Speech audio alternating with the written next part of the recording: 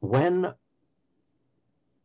the 6th and the Capitol building played out, there were certain people that realized that they thought they had both ends of the rope and they didn't. And that's why Pelosi went to the general and said, we think that Trump's unstable. Can you take the nuclear codes away from him? And the general replied that basically that he's the commander in chief and that it wouldn't be right to do that. So she didn't get anywhere with that one.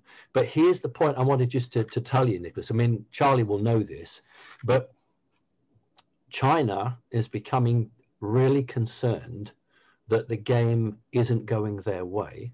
And what they wanted, that this is why this has happened, and I don't think you'll find this on any other alternative site on the planet. So, you know, you heard it from Charlie and me first, was that China wanted the nuclear codes taken away from Trump so that China could attack Taiwan.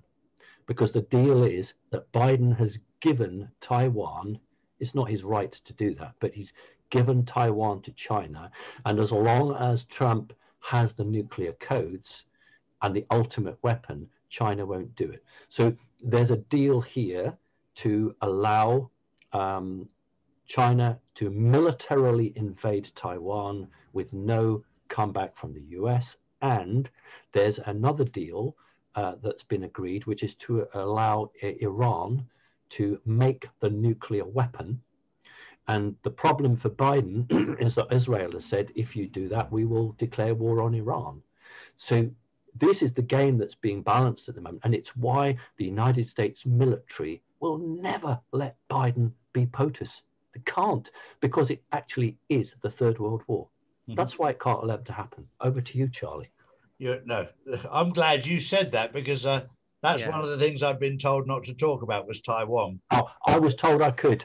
Okay, that's good. This is why we can have all the pieces of the puzzle together, because I'd known that for some time about Taiwan, that Taiwan had been that China had been given consent by Biden's team to take over Taiwan.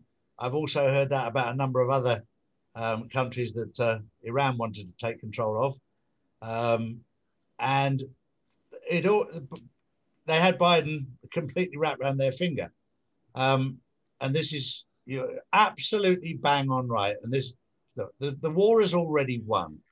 I remember going back in, I think it was May, when I was talking to one of the ambassadors, and he said, "Charlie, we're past the critical point now." And I went, "Okay, what does that mean?" It turned out they'd taken down the Phoenician families that were the people that were behind the scenes funding everything, controlling everything. Once they'd taken down, Donald Trump actually did make a mention that they'd taken the head off the beast, and nobody had any idea what he meant. But that's what he was referring to. There was three critical points that I've mentioned a number of times in my video. Taking out the Phoenician families and the Vatican right at the start was critical. The second part was to do with Washington, D.C. and the Federal Reserve, backing the Federal Reserve into the Treasury and getting Judy Shelton lined up ready to take over the gold standard for that. And the third part was emptying Buckingham Palace and the City of London and the control of the financial. So the three parts were taken very early on. And all this, it's amazing in England how they still get away with all this story. Oh no, they're redecorating. Have you ever been past Buckingham Palace? It's covered up. Redecorate wing by wing by wing. She'd never need to move anywhere. But people buy the theory. Complete lies. Yeah. And she was taken out. She was told to leave there at the beginning of this year or last year, and she left. But Charlie, she came to an arrangement with Trump, didn't she? She came to an agreement. Yes, she did. Yeah, that's my understanding. What was the agreement? Sorry, go on, Charlie. Sorry. She came to an arrangement that it was very, very simple, really. That if she was cooperative with Trump, she would be allowed to leave a legacy, and if she wasn't, she wouldn't.